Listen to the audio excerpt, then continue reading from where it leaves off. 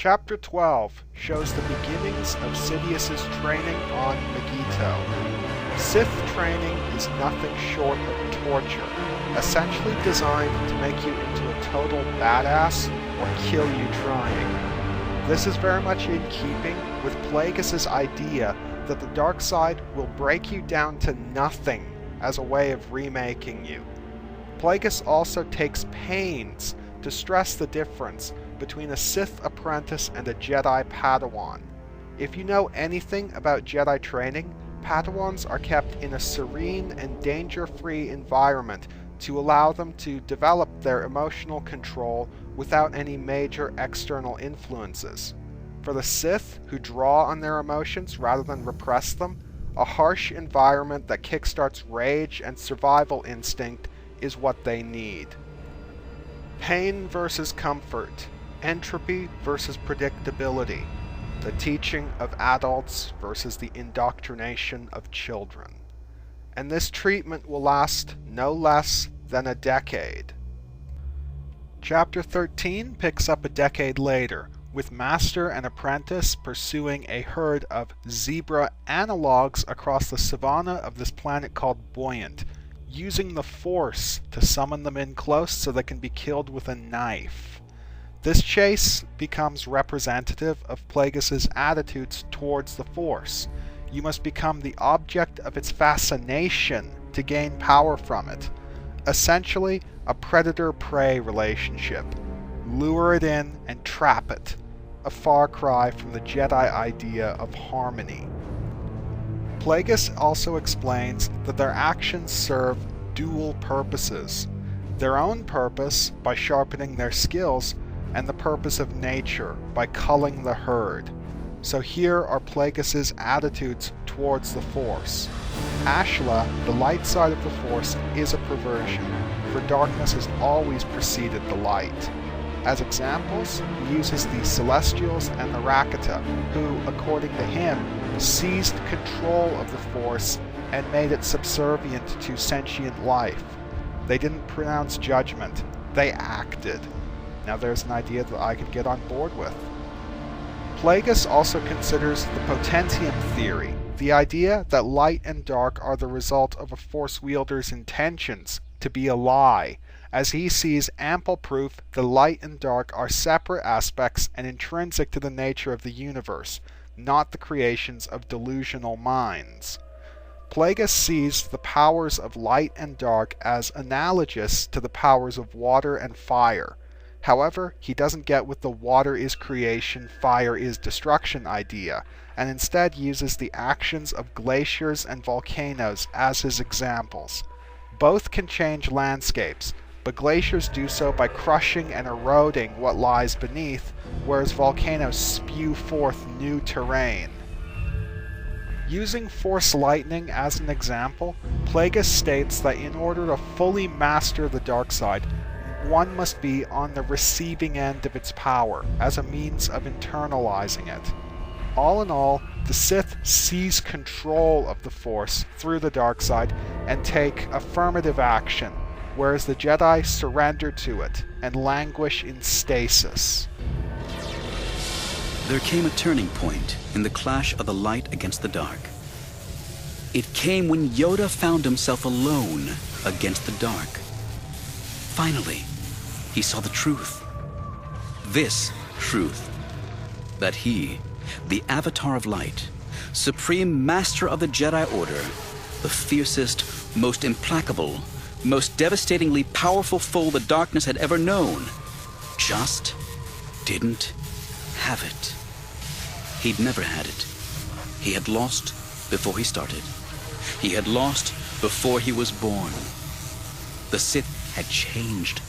The Sith had grown, had adapted, had invested 1,000 years intensive study into every aspect of not only the Force, but Jedi lore itself, in preparation for exactly this day. The Sith had remade themselves. They had become new, while the Jedi had spent the last millennium training to refight the last war. Later, Plagueis instructs Sidious in lightsaber combat on Hypori, the two of them practicing blast deflection against a horde of combat droids. Plagueis strongly preaches the need for wariness, awareness, and knowledge. Wariness of attacks and assassination attempts, as a proper enemy out to get you isn't going to announce himself and fight fairly. Awareness of all opponents and what they are capable of, for the aforementioned reasons, and knowledge of something as similar as the properties of the weapon wielded by the enemy, which is often the difference between life and death. As a Sith Lord, one is marked for death and must be prepared to react immediately. After the session, Plagueis elaborates on how the Sith have deliberately allowed themselves to fade in the folklore and legend, and to be distorted into boogeymen and creatures of the shadow as a way of hiding their true selves. When one is expecting the monster, he won't suspect the politician or businessman. But the Sith are still monsters, just monsters of a more real sort. They aren't demons or creatures under the bed. They are ruthless killers, and while they do have supernatural powers, it's almost beside the point. Plagueis goes on to compare the Sith to a suicide bomber, a man who is strengthened by the knowledge of how his death will affect the world around him. The Jedi, by contrast, are described as more akin to a man who is trying to hide the fact that he is dying of terminal illness. One is emboldened by the knowledge of the consequences of his actions, the other lives in terror of them for fear of harming others. Plagueis introduces Sidious to Cursed, a primitive world being slowly advanced by Sith influence. In a rite of passage for both parties, the Sith challenge the warriors of a local city near their normal landing site, and they fight it out. The Sith wield force pikes against the Cursidian army, trying to avoid senseless killing by using non-lethal weapons. They make short work of the army, and Plagueis kills the last one standing, using this single execution to terrify the masses. Rule through fear of force rather than force itself. As the Cursidians tend to their injured, Plagueis effectively explains his personal sense of entitlement.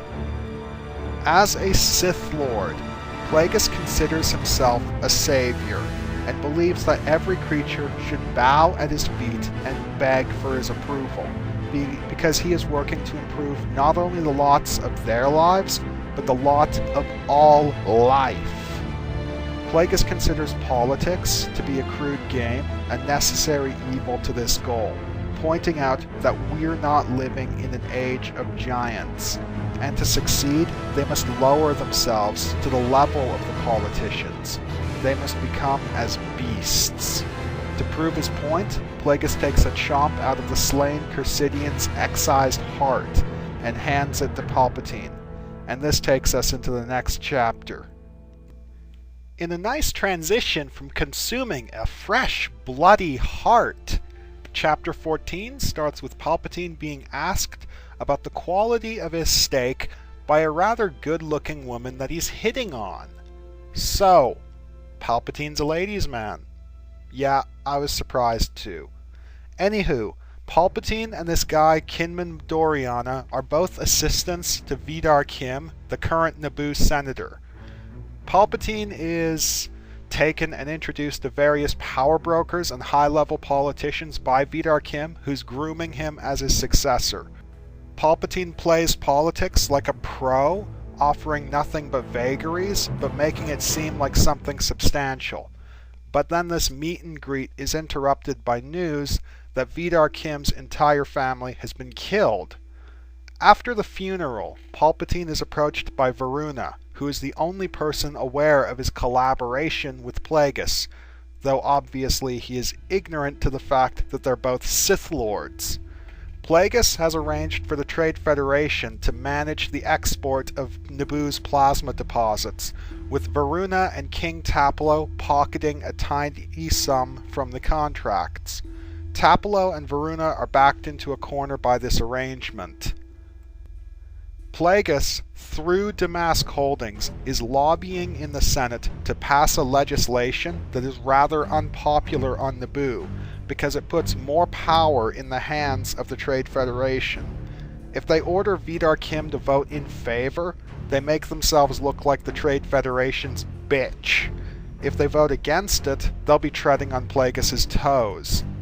Palpatine advises telling Plagueis beforehand, then voting against it as a stalling tactic, and to make a public stand against the Trade Federation. Whatever happens, their contracts with the Trade Federation will remain binding.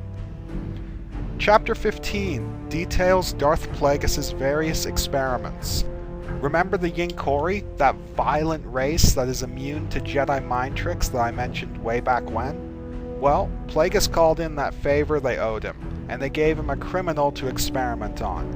And Plagueis figured out how to defeat his immunity and influence his mind.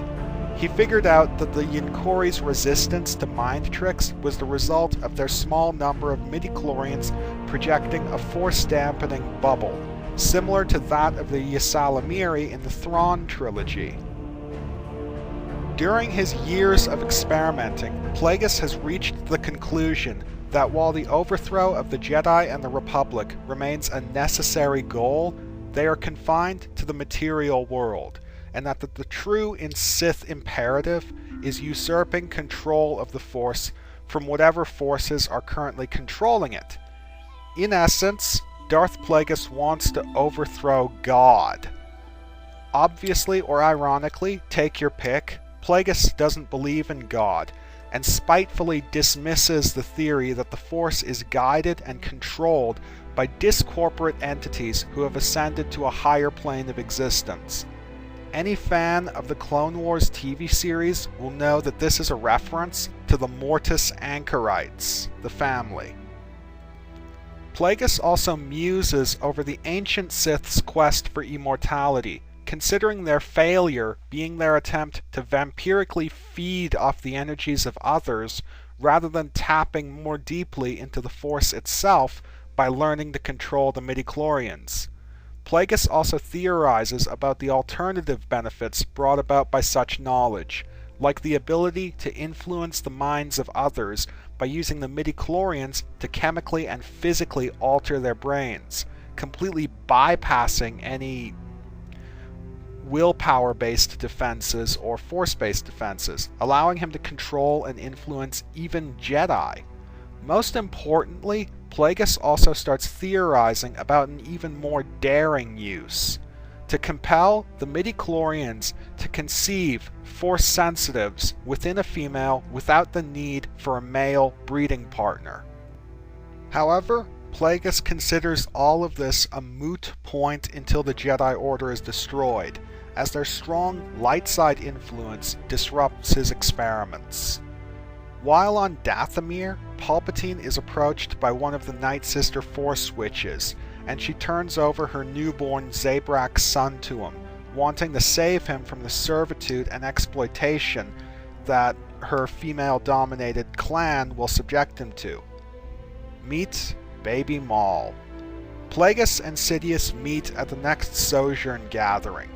Plagueis is furious that Pax's team and others are opposing his push to have Trade Federation client worlds seated on the Senate, fearful that they will lose their power when trade shifts to the outer systems, and essentially forgetting that they owe their power to Plagueis. After spending years planting themselves in the halls of power, the Sith are now planning their endgame. Plagueis intends to ferment fear and paranoia within the galaxy, laying the seeds for war, though Sidious is wary that such destabilization might motivate the Jedi to attempt a coup. The Sith have accepted that the Jedi cannot be destroyed from without through martial might, so they must be destroyed from within through manipulation. We know that what happened is that Palpatine manipulated the situation to make the Jedi seem the enemies of the Republic, so as to turn the galaxy against them, and ensure that even survivors of the eventual purge had to hide to essentially avoid being lynched. And now we know where that idea came from. and now we know who implemented it. To those who say that this book reduces Palpatine to Plagueis' errand boy, I answer them with this scene and those like it. Plagueis troubled himself with the practical details, but many of the overarching goals came from Darth Sidious. This idea came from the necessity to avoid turning the Jedi into martyrs, as the Sith also intend to extinguish the light side of the Force, and having people championing it in the name of the fallen would be a disaster. They want the galaxy to embrace darkness. Darth Plagueis orders Sidious to arrange the assassination of Vidar Kim to clear the way for Palpatine's ascent to power. First the Senate, then the Chancellorship. Chapter 16 begins with Palpatine mulling over his hesitation to kill Vidar Kim, who is the closest thing he has to a friend. But he quickly understands that this is essentially a test of his commitment, and takes the lesson to heart, steeling himself. And his task is made all the easier by the fact that Kim has become a broken man in the wake of his family's death, and killing him would be a mercy. What concerns Palpatine more is the knowledge that this killing is intended as a message to Plagueis' opponents in the Senate, a demonstration of how every senator is expendable to him. As Palpatine is soon to join the ranks of the Senate, he worries that he might be one of the intended recipients of this message. And this is why Plagueis' idea to have him and Palpatine reign forever as partner Sith is doomed to fail. Palpatine is too paranoid to tolerate the presence of another of equal power. He is too fearful of Plagueis for them to ever safely coexist. And the ultimate irony that the one who fears that he is expendable will go on to view his own apprentices in just such a manner. After meeting with Vidar Kim and getting his schedule, Palpatine goes and meets with the agent who will arrange the assassination, Sait Pastage. For those of you who aren't familiar with his character, Sait Pastage goes on to essentially become the closest thing Palpatine has to a friend, the Moran to his Moriarty. Anywho, Palpatine and Pastage agree on contracting the Maladian assassins, as they're the only competent mercenary group that isn't either racked by factional divisions or promoting their own agenda. And in this next section, we see the inception of what will eventually become the Grand Army of the Republic. Darth Plagueis is on Kamino, meeting with the lead scientists to discuss the possibility of cloning an army of Yinkori, which Plagueis intends to use to combat the Jedi. Obviously, the Grand Army is still in its early conceptual stages. Plagueis admires the Kaminoans, considering them one of the most progressive species in the galaxy due to their scientific detachment and complete lack of ethics. When the discussion shifts to the possibility of cloning humans instead, Plagueis briefly thinks about Palpatine. He intends that the murder of Vidar Kim be a lesson to teach him the lesson of emotional detachment by forcing him to accept the consequences and learn from his mistakes. The mistake of compassion. Moving on, the Kaminoans conclude that they will require an adult Yinkori to experiment on, and they will need to expand their facilities to handle the sort of numbers you would expect of making an army. Plagueis promises to provide whatever funding they need through Damask Holdings. On Naboo, Palpatine is in his apartment watching a news report detailing the assassination of Vidar Kim, while simultaneously on the phone with Sait Pastage, who's reporting back. The assassination itself was a close call, as the Maladian they had contracted had almost been captured by Vidar Kim's son, Jedi Knight Ronhar Kim. However, it was still successful, and whatever hitches were to be had were the assassin's fault, not Pastage's, so he receives a position on Senator Palpatine's staff of advisors.